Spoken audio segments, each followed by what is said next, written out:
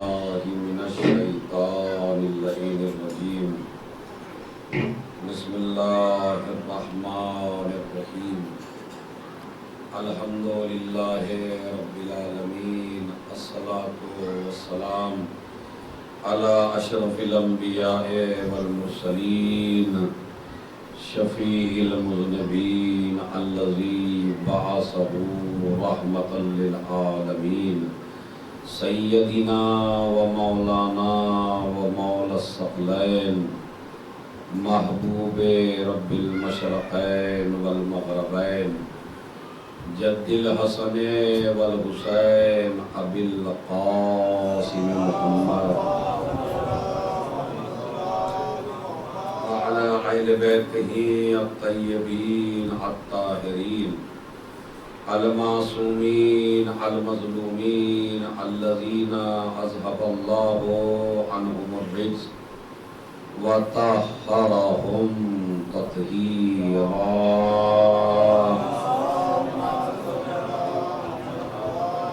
ولعنۃ اللہ علی اعدائہم اجمعین من یومنا ھذا الی قیام یوم الدین اما بعد قال رسول اللہ صلی اللہ علیہ وآلہ وسلم اللہم انی احبہما فاحبہما صلوات بھیج محمد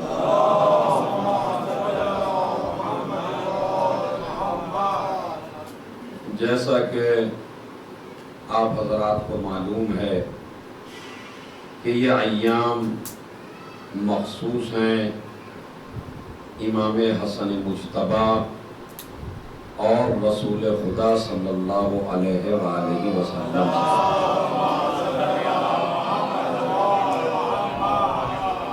ان دونوں کی شہادتیں ابھی گزری ہیں، لہذا گفتگو ان دونوں شخصیتوں پر ہوگی، لیکن سب سے پہلے میں اپنا بیان یہاں سے شروع کرنا چاہتا ہوں، اور وہ یہ ہے کہ دنیا کا ہر انسان غلطی تین طریقے سے کرتا ہے۔ ایک آدمی سے توجہ چاہتا ہوں، دنیا کا ہر انسان غلطی تین طریقے سے کرتا ہے۔ یا تو وہ غلطی کرتا ہے گفتگو میں، بات چیت میں، جب بولتا ہے تو غلط بولتا ہے، جب زبان کھولتا ہے تو غلط کھولتا ہے، کسی کو کچھ کہہ دیا، کسی کو کچھ کہہ دیا۔ اسی وجہ سے میرے مولا نے فرمایا کہ یہ زبان ایک درندہ ہے، یہ پھاڑ کھانے والی چیز ہے۔ یہی زبان وہ ہے جو غیروں کو اپنا بنا لیتی ہے، اپنوں کو غیر بنا لیتی ہے۔ تو زبان کو تھوڑا سا کنٹرول میں رکھنا چاہیے، اس لیے کہ زبان اگر بے لگام ہو جائے تو فتنے برپا ہو جاتے ہیں، اختلاف ہو جاتے ہیں، بھائی بھائی سے چھوٹتا ہے تو زبان کی خاطر، رشتہ دار سے چھوٹتا ہے تو زبان کی خاطر، پوری دنیا میں جتنے بھی قیامت خیز واقعات ہیں وہ زبان کی خاطر ہوتے ہیں۔ تو لہذا انسان غلطی کرتا ہے زبان میں، گفتگو میں، بات چیت میں۔ دوسری انسان غلطی کرتا ہے اپنے فعل میں، اپنے عمل میں۔ تو ایک غلطی وہ ہے جو زبان سے کرتا ہے، ایک غلطی وہ ہے جو عمل میں کرتا ہے، اور تیسری غلطی جو ہے وہ ہے سوچ میں غلطی، فکر میں غلطی۔ کسی کے بارے میں کچھ بھی سوچ لیجئے، کسی کے بارے میں غلط سوچئے، کسی کے بارے میں سیدھا سوچئے، کسی کے بارے میں الٹا سوچئے، تو یہ سوچ کی غلطی ہوتی ہے۔ کمال کا مسئلہ یہ ہے، اس کے علاوہ آپ لوگ جو بیٹھے ہیں مجھے بتائیے چوتھا طریقہ غلطی کا کون سا ہے؟ کوئی ہے؟ یا زبان سے غلطی کرے گا، یا عمل میں غلطی کرے گا، یا سوچ میں غلطی کرے گا۔ اس کے علاوہ چوتھا طریقہ غلطی کا کوئی نہیں ہے۔ اور اللہ نے پیغمبر اکرم مرسل اعظم خاتم النبیین کو ان تینوں غلطیوں سے محفوظ رکھ کے معصوم بنایا۔ یقین نہیں آئے تو اس طرح دیکھئے، دنیا کا ہر انسان اپنی زبان میں غلطی کر سکتا ہے، مگر اللہ نے اپنے نبی کی زبان کو وحی کے پانی سے دھو کر ارشاد فرمایا وما ينطق عن الهوى ان هو الا وحی یوحی، یہ بولتا ہی نہیں ہے، یہ وحی بولتا ہے جو وحی ہوتی ہے۔ تو اس کا مطلب ہے نبی زبان سے غلطی نہیں کر سکتے۔ قرآن مجید اگر آپ نبی کے کسی قول میں غلطی نکالیں گے، نبی کی کسی بات چیت میں غلطی نکالیں گے، تو قرآن مجید آپ کے منہ پہ ٹیپ لگا دے گا، آپ کا منہ بند کر دے گا، خبردار میرے نبی کو نہیں بولنا، اس لیے کہ یہ تو وہ بولتا ہے جو وہی ہوتی ہے۔ دوسری بات، انسان عمل میں غلطی کر سکتا ہے، ہاتھوں سے غلطی کر سکتا ہے، پیروں سے غلطی کر سکتا ہے۔ قرآن مجید نے یہاں بھی ضمانت لے لی، ایک جنگ میں پیغمبر اکرم نے اپنے ہاتھوں سے کچھ کنکریاں اٹھا کر پھینک دی تو اب آواز قدرت آئی وما رمیتا اذ رمیتا ولکن اللہ رما، یہ کنکریاں تم نے نہیں پھینکی۔ ارے توجہ چاہتا ہوں میں، یہ کنکریاں تم نے نہیں پھینکی، یہ کنکریاں ہم نے پھینکی ہیں۔ تو جو نبی کنکری بھی نہ پھینکے اس کی بغیر مرضی کے، تو وہ کیا غدیر میں علی کو اٹھائے گا؟ ایک صلوات بھیج دیں محمد وآلہ۔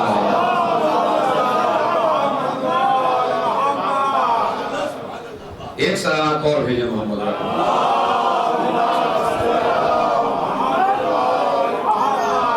اس مجلس کو نہ جانے کتنے مسلمان سن رہے ہوں گے، تو میں قرآن مجید کے باہر نہیں نکلنا چاہتا۔ کیا ارشاد فرمایا؟ وما رمیتا اذ رمیتا ولکن اللہ رما، اے میرے پیغمبر یہ کنکریاں تم نے نہیں پھینکی، یہ کنکریاں ہم نے پھینکی ہیں۔ تو اگر پیغمبر اپنے ہاتھوں کو حرکت بھی دیتا ہے تو وہ اپنی مرضی سے نہیں دیتا، خدا کی مرضی سے دیتا ہے۔ تو اگر فاطمہ کے لیے کھڑا ہو رہا ہے تو بھی اللہ کی مرضی سے، علی کو اٹھا رہا ہے تو بھی اللہ کی مرضی سے، حسین کو دوست پہ بٹھا رہا ہے تو یہ سب اللہ کی مرضی سے ہو رہا ہے۔ اس کے بعد کیا نبی سوچ میں غلطی کر سکتے ہیں؟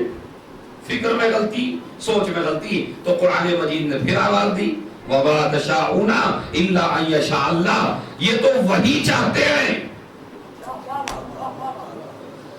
یہ تو وہی چاہتے ہیں جو خدا چاہتا ہے۔ یعنی زبان سے بھی غلطی نہیں کر سکتا، عمل سے بھی غلطی نہیں کر سکتا، سوچ میں بھی غلطی نہیں کر سکتا۔ اب جو غلطیوں سے محفوظ ہو وہ ہے معصوم۔ قرآن مجید نے پیغمبر اکرم کو معصوم کہا، زبان سے بھی، عمل سے بھی، سوچ سے بھی۔ تو اب جب یہ معصوم ہے اور یہ بغیر وحی کے نہیں بولتا، تو اب آئیے علماء اہل سنت کی 6 کتابیں بڑی معتبر ہیں جن کو کہا جاتا ہے صحاح ستہ۔ کیا کہتے ہیں؟ ہاں بولیے بھائی۔ صحاح ستہ، صحاح کہتے ہیں صحیح، صحیح کی جمع پلورل اس کا، اور ستہ یعنی 6، یعنی وہ 6 کتابیں جو بڑی معتبر ہے۔ اور قرآن مجید کے بعد سب سے بڑی معتبر کتاب اہل سنت کے یہاں 6 کتابیں ہیں، صحیح بخاری، صحیح مسلم۔ میں یہ حدیث صحیح ترمذی سے پڑھ رہا ہوں۔ علماء اہل سنت کی صحاح ستہ میں سے ایک کتاب ہے صحیح ترمذی۔ اس میں کیا ہوتا ہے؟ میں نے آپ کو ثابت کیا کہ پیغمبر کا عمل، پیغمبر کا قول، پیغمبر کی سوچ ساری قرآن کے اعتبار سے معصوم ہے، غلطی نہیں کر سکتا۔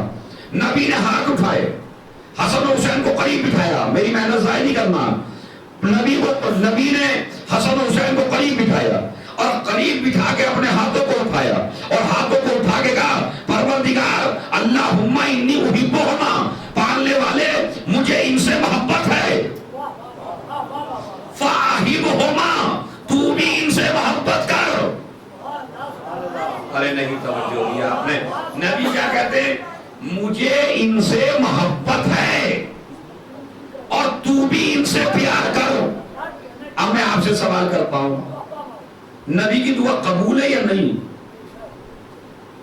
مولوی کی قبول ہے، ملا کی قبول ہے، مفتی کی قبول ہے، قاری قرآن کی قبول ہے، حافظ قرآن کی قبول ہے، ماں باپ کی قبول ہے، نبی کی قبول نہیں ہے.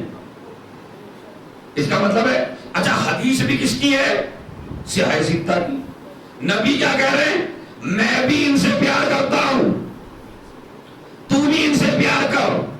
تو نبی کی یہ دعا قبول ہے یا نہیں؟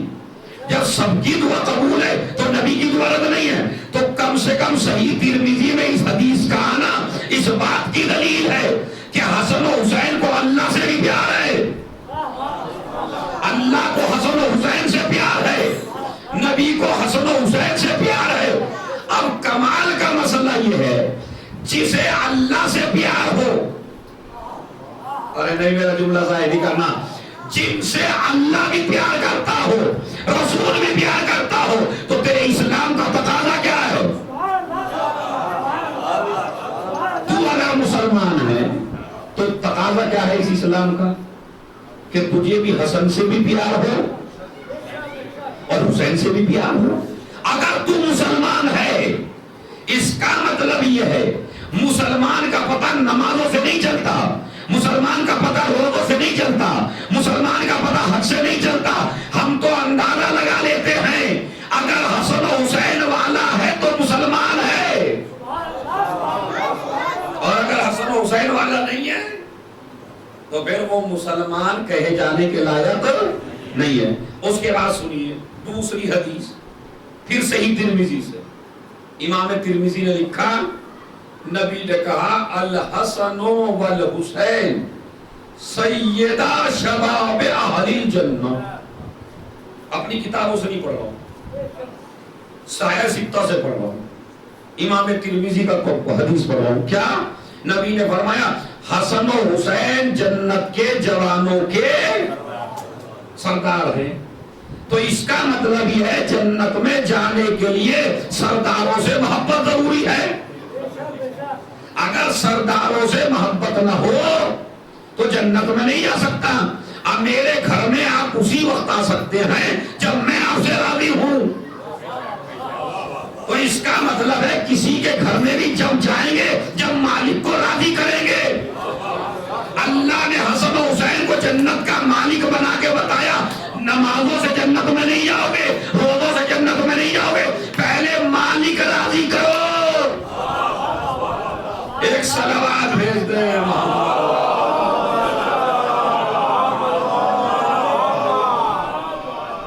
مالک کو راضی کرو پہلے. اچھا کیا یہ نہیں کہا حسین جنت کے سردار ہیں؟ کیا حدیث ہے؟ تھوڑا آپ بولیے تاکہ آپ کو ثواب ہو. کیا ہے؟ حسن و حسین. یہاں پہ یہ آپ کے لیے ہے، آپ شیعوں کے لیے. ہم کیا سمجھتے ہیں جب امام حسین کا تذکرہ ہوتا ہے تو ہماری شان الگ ہوتی ہے، جب امام حسن کا تذکرہ ہوتا ہے تو ہمارا انداز الگ ہوتا ہے. ہم کیا سمجھتے ہیں کام تو بس امام حسین نے کیا اور امام حسن تو ٹھنڈے مزاج کے تھے، اور جو امام حسین نے جیداری کا کام کیا، امام حسین نے شجاعت کا کام کیا ہے، امام حسین نے بہادری کا کام کیا. لیکن امام حسن پہ آ کے ہمارے جوان جن کو نالج نہیں ہے دین کی وہ کیا سمجھتے ہیں کہ امام حسن کا اتنا بڑا کارنامہ نہیں ہے. حالانکہ آپ یہ سن لیجئے جملہ، امام حسین نے اسلام بچایا، امام حسین نے دین بچایا، امام حسین نے شریعت بچائی، امام حسین نے قرآن بچایا، امام حسین نے ایمان بچایا، امام حسین نے انسانیت بچائی، امام حسین نے نبیوں کی وراثت بچائی، امام حسین نے انبیاء کی پوری رسالت و نبوت و امامت کے جتنے کارنامے تھے وہ حسین نے بچائے. یہ تو حسین کا کارنامہ ہے. لیکن جو تمام چیزوں کو بچا لے اس کو حسین کہا جاتا ہے، اور جو صلح کر کے حسین کو بچا لے اس کو حسن کہا جاتا ہے.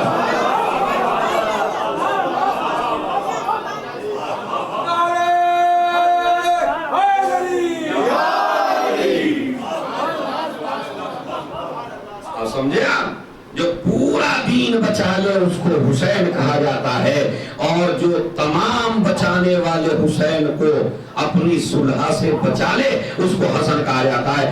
آپ نے بڑے اچھی طرح سنا. اب میرا دل چاہتا ہے دوسرا جملہ کہنے کو. نوجوانوں، جوانوں، بزرگوں، امام حسن کو اہمیت میں ذرہ برابر کم نہ سمجھنا. پوری کائنات کے امام کو حسین کہا جاتا ہے. جو حسین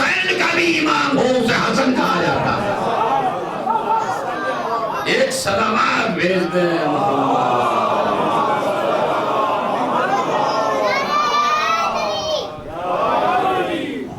एक सलावत और पढ़े बाबा ने।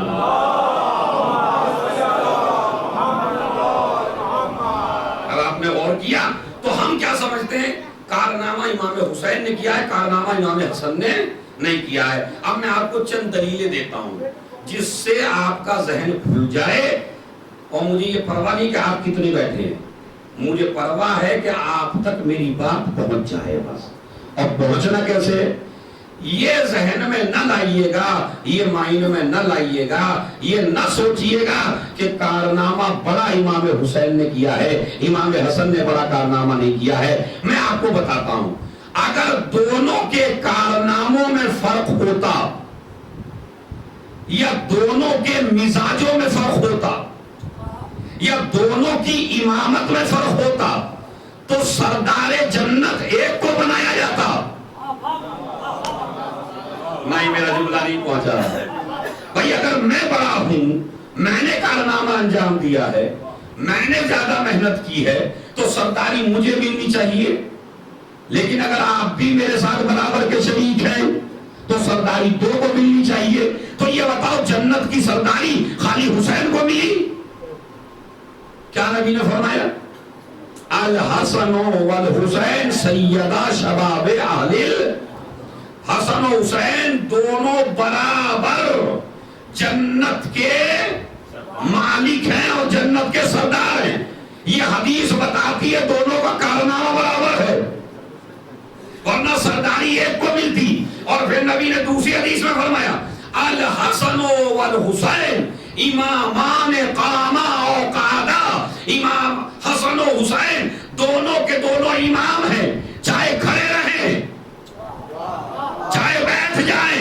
यानी क्या मतलब है, चाहे सुलह करे तब भी इमाम है, चाहे जंग करे तब भी इमाम है।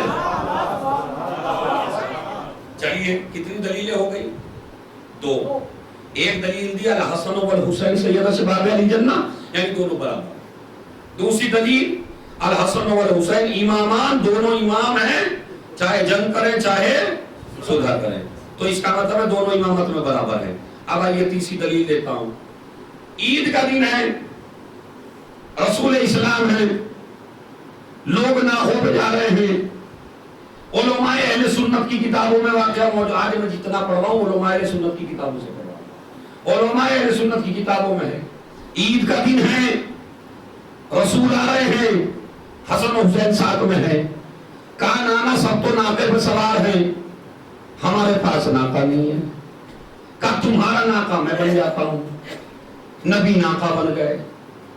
जैसे ही नबी नाका बने तो कहा सबके हाथों में ऊंट की महार है, हमारे हाथों में महार नहीं है। नबी की जुल्फें थी, नबी ने एक जुल्फ हसन को दे दी, एक जुल्फ हुसैन को दे। बस मैं यही रोकना चाहता हूं, वाकया आपका सुना हुआ है, लेकिन मैसेज देना चाहता हूं, दोनों के कारनामे बराबर न होते तो जुल्फ एक को दी जाती है। नहीं तवज्जो किया। अगर कारनामे में फर्क होता तो जुल्फ एक की दी जाती। अच्छा, मिजाज में आप जरा अपने दो नवासों को सवार करके देखिए और अपनी जुल्फ दे के देखिए। एक तुम्हारी जुल्फ इधर को मोड़ेगा, इधर को चलिए। दूसरा तुम्हारी जुल्फ उधर को मोड़ेगा, उधर को चलिए। क्यों? सवार करके देख लिए। इसलिए कि दो बच्चे जो हैं उनके मिजाज अलग अलग होते हैं। एक चाहेगा दाहिनी साइड चलिए, एक चाहेगा बाईं साइड चलिए। मैंने कहा या रसूल अल्लाह, आपने नवासों को सवार तो कर लिया मगर महार न देते, और अगर महार ही देनी थी तो एक का दिल जरूर टूटेगा। एक चाहेगा मशरिक की तरफ चले, दूसरा चाहेगा मगरिब की तरफ चले। नबी जवाब देंगे, मैंने इमामों को बिठाया है, सहाबियों को नहीं। मैंने अपने दोष पर किसी सहाबी को नहीं बिठाया है, मैंने अपने दोष पर किसी सहाबी की औलाद को नहीं बिठाया है। मैंने मिहार इसलिए दी है, अगर मैं जानता दोनों के मिजाज अलग अलग हैं तो कभी भी अपनी जुल्फे न देता। ये जुल्फों का देना इस बात की दलील है, जो हसन का मिजाज है वही हुसैन का मिजाज है, जो حسن چاہتے ہیں وہی حسین چاہتے ہیں. اچھا ابھی یہ جا رہے تھے کہ خلیفہ اول آ گئے. اب اہل سنت کی کتابوں سے ہے تو وہ تو انہی کا نام لکھیں گے کہ خلیفہ اول آ گئے. اور خلیفہ اول نے کہا یا نبی اللہ لائیے ان کو میں دوست میں بٹھا لوں. نبی نے کہا نہیں, میں ان کو تمہارے دوست پہ نہیں بٹھا سکتا. کیوں؟ کہا اگر آج بٹھا دیا تو تاریخ لکھے گی کہ امامت کو بچپن میں صحابیت نے سہارا دیا تھا. امامت سہارا دینے کے لیے ہے, سہارا لینے کے لیے نہیں. امامت سہارا دینے کے لیے ہے, امامت سہارا لینے کے لیے نہیں ہے. آئیے اب اس کے بعد میں آپ کو سناتا ہوں. اس کے بعد کہنے لگے نعم المرکب, سواری کتنی اچھی ہے. میں ایک مرتبہ جیسے نبی نے سواری کتنی اچھی ہے, فوراً نبی بولے نعم الراکب. یہ دیکھو سوار کتنے اچھے ہیں. صحابی کو سواری نظر اچھی آئی, رسول کو سوار اچھے نظر آئے. اس کا مطلب ہے رسول کی تعریف کرنا صحابہ کی سنت ہے, اہل بیت کی تعریف کرنا رسالت کی سنت ہے. ایک صلوات بھیج دیں.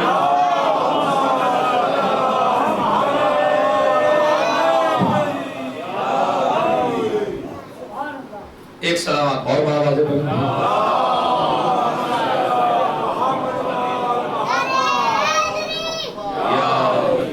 ماشاءاللہ.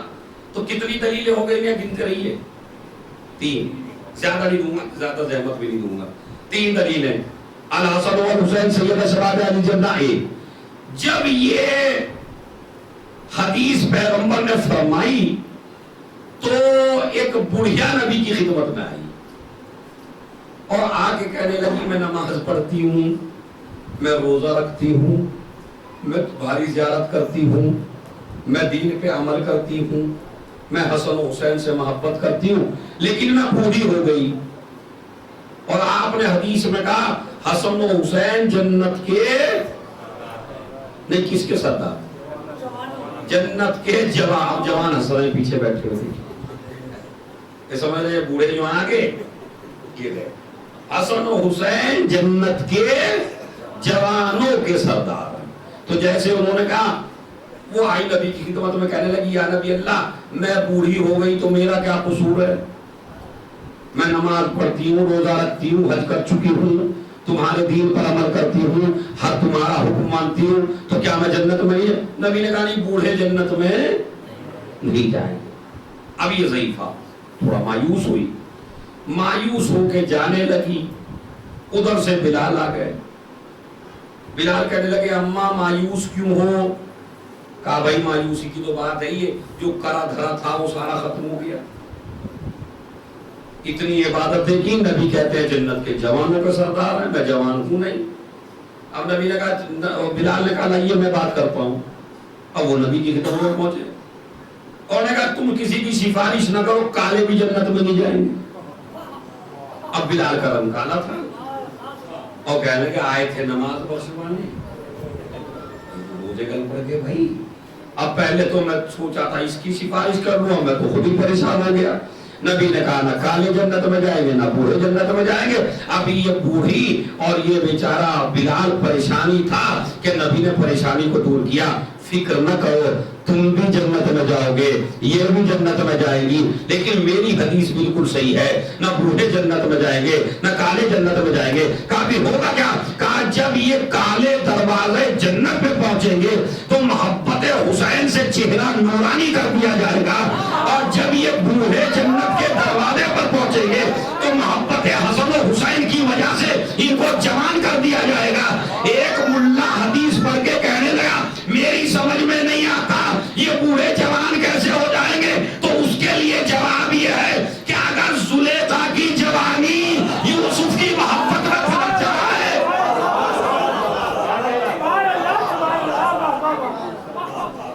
ایک صلوات بھیج دیں.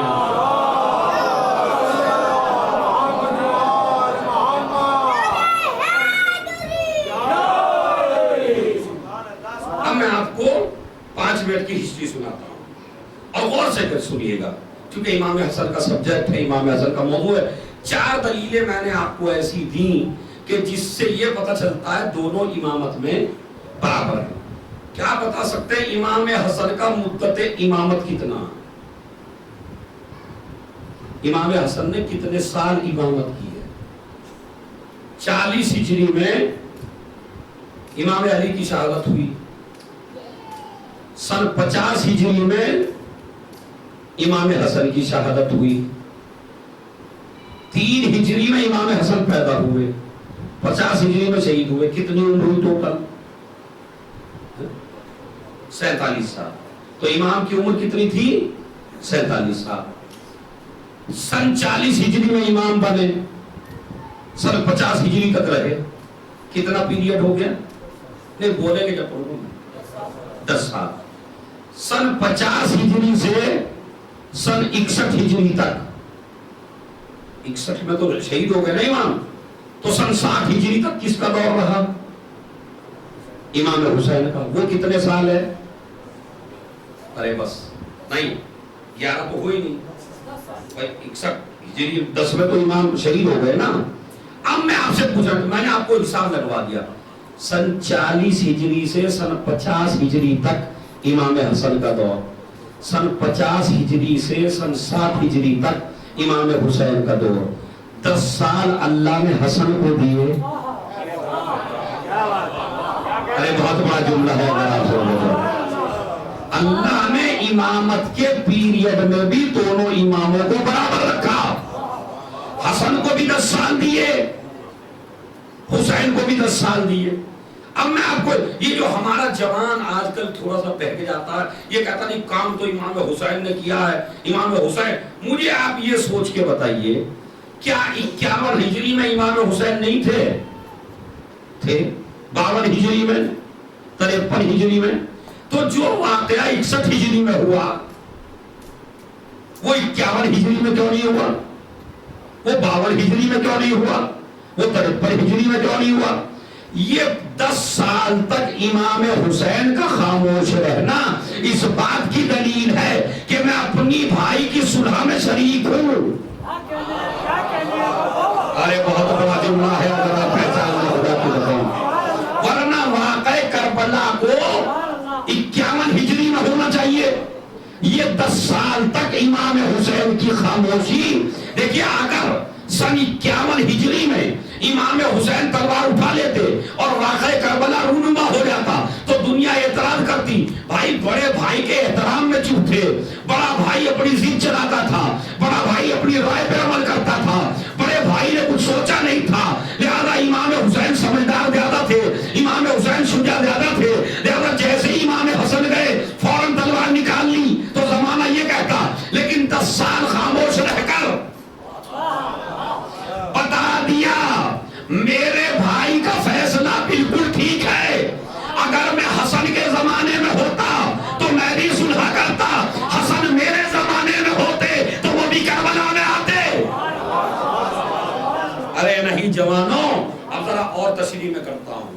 امام حسین نے سن 61 ہجری میں تلوار اٹھائی، سن 51 ہجری میں تلوار نہیں اٹھائی۔ کیوں؟ تاکہ پتہ چل جائے میں اپنے بھائی کے ساتھ صلح میں شریک ہوں، ناراض نہیں ہوں۔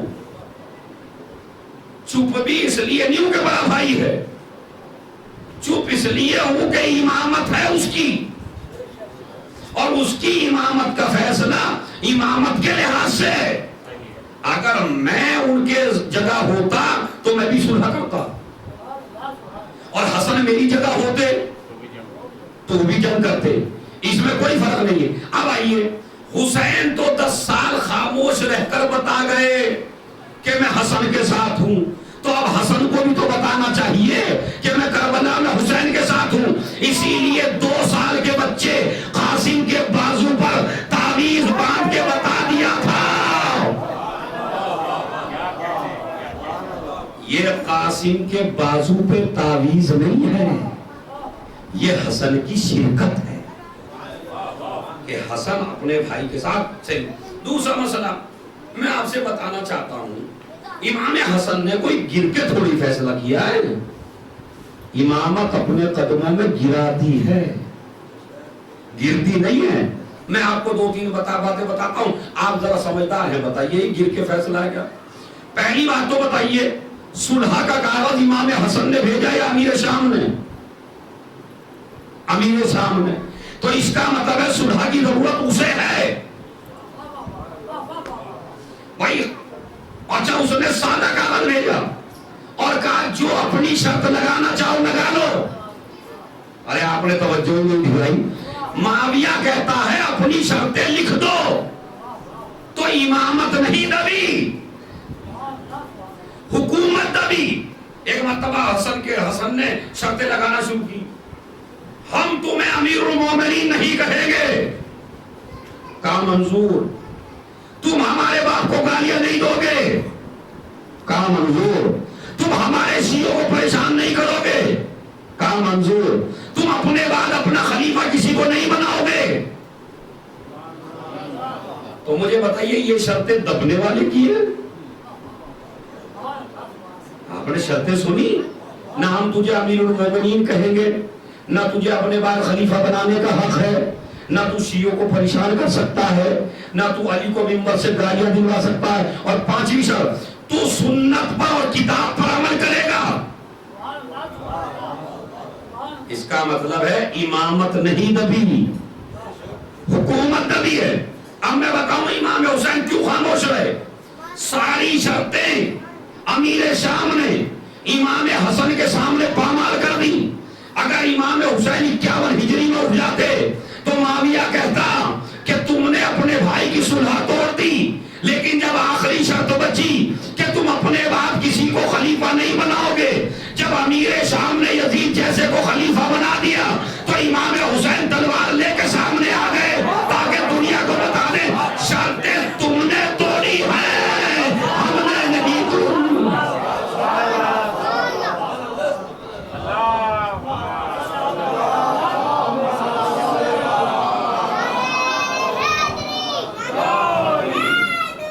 صلوات اللہ علیہ بلند پڑھیے۔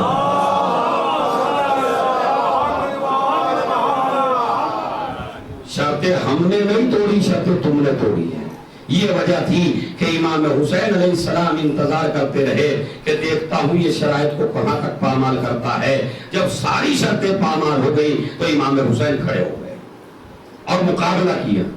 اس کے بعد میں آپ کو بتانا چاہتا ہوں، اور وہ یہ ہے امام حسن علیہ السلام کو اللہ نے علم بھی برابر کر دیا۔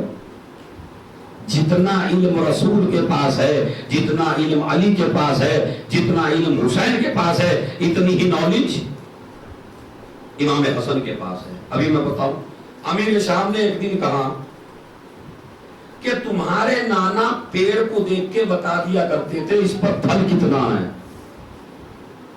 تو کیا اے حسن تمہیں بھی اتنی نالج ہے؟ ایک مرتبہ امام حسن نے کہا جو ان کے سینے میں تھا وہی میرے سینے میں ہے۔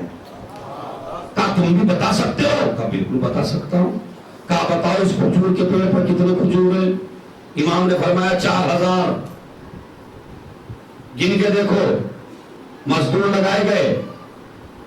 اب جو 4000 کے معاملہ قریب پہنچا، ایک کھجور مزدور نے جیب میں رکھ لی امام حسن کو جھٹلانے کے لیے، اور کہنے لگے ایک کھجور کم ہے 4000 میں۔ امام حسن نے کہا یا تو کھجور جیب سے نکال دو ورنہ کھجور خود کہے گا کہ میں یہاں ہوں، ورنہ کھجور خود بخود گویا ہوگا کہ میں۔ یہ امام حسن کا علم تھا، رسول خدا کا بھی یہ علم تھا۔ ابو جہل نے ایک دن پوچھا یا رسول اللہ، آپ اپنے کو رسول کہتے ہیں، آپ اپنے کو نبی کہتے ہیں، آپ کہتے ہیں میرے سینے میں نالج ہے، میرے علم ہے، مجھے بتاؤ آج میں نے کیا کھایا؟ نبی نے کہا بتا دوں مجمع میں کیا کھا کے آیا؟ کہا بتائیے میں نے کیا کھایا؟ کہا تو بھنا ہوا مرغ کھا کے آیا، اور خالی اپنا نہیں کھا کے آیا،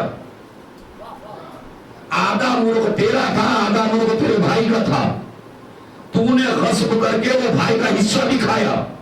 جب تو نے دیکھا تیرا بھائی آ رہا ہے تو جلدی جلدی کھا گیا تاکہ تیرے بھائی کو نہ مل سکے، تو تو اپنا حصہ بھی کھا کے آیا۔ اپنے بھائی کا حصہ بھی غصب کر کے کھا کے آیا. اب تو میں جملہ کہیں چل سکتا ہوں بھائی، جو بھائی کا غصب کرے وہ نبی کی سیرت پہ نہیں، ابو جہل کی صورت پہ. اب جو ابو جہل ہے وہ بھائی کا غصب کرے گا، اور جو علم اٹھاتا ہو عباس کا، وہ کبھی بھی اپنے بھائی کے ساتھ غداری، اگر غداری کرے گا تو علم نہیں اٹھائے گا، علم اٹھائے گا تو غداری نہیں کرے گا. چلیے امام رسول خدا. اب یہ مسئلہ امام حسن کو سب سے زیادہ چڑ تھی ہندا سے. ہندا جگر خراب، یزید کی دادی، ہر امام کو زیادہ چڑ تھی، اور بنی امیہ کے لوگ اسی عورت کا نام لیا کرتے تھے. ایک دن امیر شام نے بلایا امام حسن کو، اور مسجد نبوی میں آیا مدینے، اور مدینے آ کے کہنے لگا، بس آخری جملہ ہے، مدینے آ کے کہنے لگا کہ میں اتنا مال بانٹ رہا ہوں لوگوں کو، لیکن جب تک مال بانٹتا ہوں تو مجمع میرے پاس رہتا ہے، اور جیسے ہی حسن آ جاتے ہیں مجمع حسن کی طرف چلا جاتا ہے. پتہ نہیں، میں تو مال بانٹ بانٹ کے بھی تھک گیا. جیسے ہی امام حسن آتے ہیں مجمع امام حسن کے پاس پہنچ جاتا ہے. تو ایک مرتبہ کسی چاہنے والے نے کہا، تیری حکومت جسموں پر ہے، اس کی حکومت دلوں پر ہے. حسن کی حکومت دلوں پر ہے. ایک مرتبہ اس نے بلایا دربار اس میں مسجد نبوی میں، اور کہا جس کو بھی کوئی خزانہ چاہیے وہ مجھ سے لے لے. لوگ آتے رہے خزانہ لیتے رہے، لوگ آتے رہے خزانہ لیتے رہے، لوگ آتے رہے خزانہ لیتے رہے. امام حسن کافی لیٹ پہنچے مسجد میں. امیر شام نے دیکھا جو مجمع اس کے پاس بیٹھا تھا امام حسن کے آتے امام حسن کے پاس چلا گیا. مجمع نے فرزند رسول کو گھیر لیا. ایک مرتبہ امیر شام نے کہا، کیا تم اس لیے دیر سے آئے ہو کہ میرا خزانہ ختم ہو جائے گا؟ اور مگر میرا خزانہ ختم ہونے والا نہیں ہے. اپنے غلاموں سے کہا، جتنا صبح سے اب تک بانٹا اتنا خالی حسن کو دو، تاکہ انہیں پتہ چلے کہ میں کتنا بڑا سقی ہوں. اس نے اتنا خزانہ امام حسن کو دیا. جیسے امام حسن کے پاس خزانہ رکھا گیا تو کہتا ہے، جانتے ہو میں اتنا بڑا سقی کیوں ہوں؟ اس لیے کہ میں ہندا کا بیٹا ہوں. اور امام حسن کو جلال آ گیا. اسی وقت اللہ نے ایک مزدور کو بھیجا جس کا کاروبار تھا جوتے بیچنے کا. وہ اپنے ہاتھوں سے جوتے بناتا تھا. وہ امام کی خدمت میں آیا اور آ کے کہا، مولا میں نے منت مانی تھی کہ اگر میرا فلاں کام ہو جائے گا تو امام حسن کو اپنے ہاتھ سے بنا کے جوتے پہناؤں گا.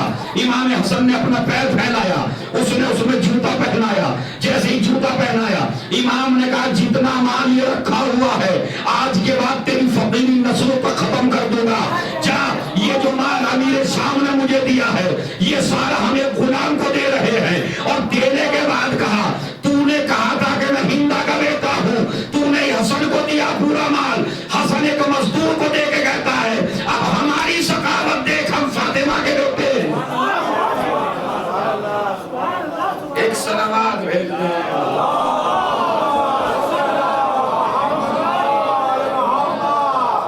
بس عزیزو، یہ ایام بڑے غم کے ایام ہیں، بڑے مصیبت کے ایام ہیں، بڑے غمناک اور المناک دن ہے.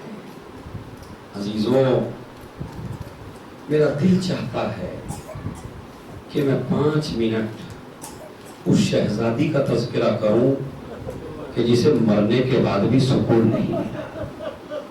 کون؟ فاطمہ زہرا. جب یہ قافلہ مدینے سے چلا اور حسین ماں کی قبر سے لپٹے تو ایک آواز آئی تھی قبر سے، میرے لال آگے آگے تو چل، پیچھے پیچھے تیری ماں آ رہی ہے. اور فاطمہ کہاں کہاں آئی بس وہ سنیے. فاطمہ کہاں کہاں آئی وہ سنیے. روایت کہتی ہے کہ ایک مرتبہ جب یہ قافلہ کربلا میں پہنچا اور کربلا میں زینب نے رات گزاری اور زینب کا دل دہلنے لگا، حسین کو بلایا، بھیا اس زمین سے کسی دوسری زمین پہ چلیے. کہا بہن کیوں؟ کہا بھیا جب سے آئے ہیں اس زمین پر کسی بیوی کے رونے کی آواز آتی ہے اور وہ ایسے روتی ہے جیسے اس کا پورا گھر اجڑ گیا ہو. کہا بہن، ارے پہچانا نہیں، وہ تو میری ماں فاطمہ زہرا ہے، جب سے ہم نے مدینہ چھوڑا اس نے لہب کو چھوڑ دیا ہے، یہاں بھی فاطمہ آئی۔ بس آخری جملے سن لیجئے۔ شمر سے یزید نے پوچھا، اے شمر بتا تو نے حسین کو کیسے قتل کیا؟ کہا میں نے کل خنجر سے قتل کیا۔ کیا تو نے خنجر تیز نہیں کیا تھا؟ کہا نہیں، خنجر کو تیز تو کیا تھا، لیکن جب میں خنجر چلاتا تھا حسین کی گردن پر تو ایک بیوی آتی تھی، کہتی تھی میں نے حسین کو چپکیاں پیس کے پالا ہے۔ ارے ظالم میرے لال نے تیرا کیا بگاڑا ہے؟ لو عزیزو، فاطمہ یہاں بھی آئی، اور آخری جملے اور اس کے بعد رحمت تمام زندان دربار زندان دوڑا سید سجاد کے پاس آیا، آگے کہتا ہے سجاد اپنی پھوپھی سے کہو دن میں رو لیا کرے، رات کو نہ رویا کرے، اس لیے کہ رونے کی آواز اگر یزید کے دربار میں چلی گئی تو قیامت آ جائے گی۔ سید سجاد پھوپھی کے پاس آئے، پھوپھی اماں رات میں نہ رویا کرو۔ کہا میرے لال اگر میں روؤں گی سکینہ کو کون سنبھالے گا؟ رباب کو کون سنبھالے گا؟ لیلا کو کون سنبھالے گا؟ فرما کو کون سنبھالے گا؟ اے میرے لال میں نہیں روتی۔ دربان زندان سے سید سجاد بولے میری پھوپھی نہیں روتی۔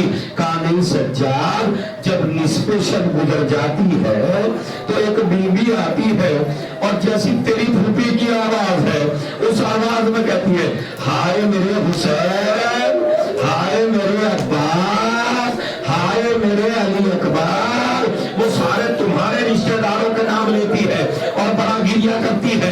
بس جیسے ہی میرے مولا نے سن کے کہا اے دربان زندان اگر آج کی رات وہ بیوی آئے تو مجھے بتا دینا۔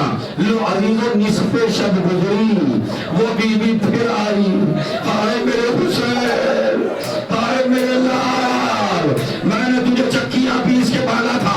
دربان زندان دوڑا سید سجاد کے قریب آیا، اے سجاد، ارے وہ بیوی پھر رو رہی ہے۔ سید سجاد مرد تھے، کہا میں نہیں جاؤں گا۔ پھوپھی اماں آپ جا کے پوچھو یہ کون ہے؟ زینب اس بیوی کے قریب میں بیٹھی اور قریب میں بیٹھ کے کہتی ہے بیوی میں تجھے رونے سے کوئی منع نہیں کرتی، لیکن حسین کا نام لے کے نہ رو۔ اس نے کہا ٹھیک ہے۔ واہ عباسا، اے میرے غازی، اے میرے شیر، اے میرے عباس۔ زینب نے کہا بیوی عباس کا نام بھی نہ لے۔ اس نے کہا ٹھیک ہے۔ واہ اکبرا، کہا اکبر کا نام بھی نہ لے۔ کہا واہ قاسمہ، کہا قاسم کا نام بھی نہ لے۔ کہا واہ اصغرا۔ ایک مرتبہ زینب کہنے لگی بیوی کیا تیرا بھی ہماری طرح گھر اجڑ گیا؟ کہا ہاں بیوی میرا بھی گھر اجڑ گیا، ارے میرا کربلا کے میدان میں میرا پورا گھر قتل کر دیا گیا۔ اب زینب نے کہا بیوی تو ہے کون؟ سیدہ کہتی ہے میرے لال، ارے زینب، ارے اپنی ماں کو نہیں پہچانا؟ ارے میں تیری ماں فاطمہ زہرا۔ جیسے ہی فاطمہ زہرا کا نام سنا کہتی ہے اماں اب آئی ہو؟ کہا نہیں بیٹی، جب خنجر چل رہا تھا تب بھی کربلا میں تھی، جب بازو قلم ہو رہے تھے، جب اکبر کے سینے پہ برچھی لگ رہی تھی، اے زینب میں کربلا ہی میں تھی۔ ابھی فاطمہ نے اپنا چہرہ نہیں دکھایا۔ علامہ رشید ترابی لکھتے ہیں کہ ایک مرتبہ زینب نے کہا اماں جب آپ دنیا سے رخصت ہو گئی تھی تو میں 5 سال کی تھی، اماں میرے چہرہ یاد نہیں رہا، اماں مجھے ایک بار اپنا چہرہ دکھا دو۔ فاطمہ کہتی ہے زینب تیرے کلیجے میں اتنی طاقت نہیں ہے جو میرا چہرہ دیکھ سکے۔ اے اماں اب تو کربلا کا منظر دیکھ چکی ہوں، تو اپنا چہرہ بھی دکھا دے۔ ایک مرتبہ زہرا نے نقاب کو الٹا، زینب نے نظروں کو گھما لیا، اماں یہ تیرے چہرے پہ کس کا خون لگا ہے؟ اے زینب، ارے میں کربلا سے آئی ہوں، ارے خدا کی بارگاہ میں جاؤں گی۔ اے پروردگار، ارے میرے بچے مار دیے گئے، ارے میرا لال مار دیا گیا، ارے میرا کو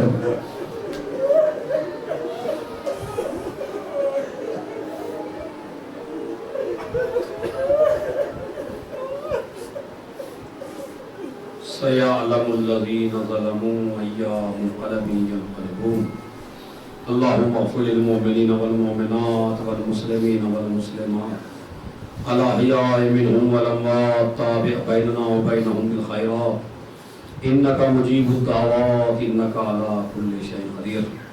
ایک مرتبہ سورہ حمد، 3 مرتبہ سورہ قل هو اللہ کی تلاوت فرما کر بانیان مجلس کے مرحومین، جتنے حاضرین ہیں ان کے مرحومین، جتنے ایسے شیعان حیدر کرار ہیں جن کا کوئی سورہ فاتحہ پڑھنے والا نہیں ہے، تمام کے لیے ایک سورہ فاتحہ.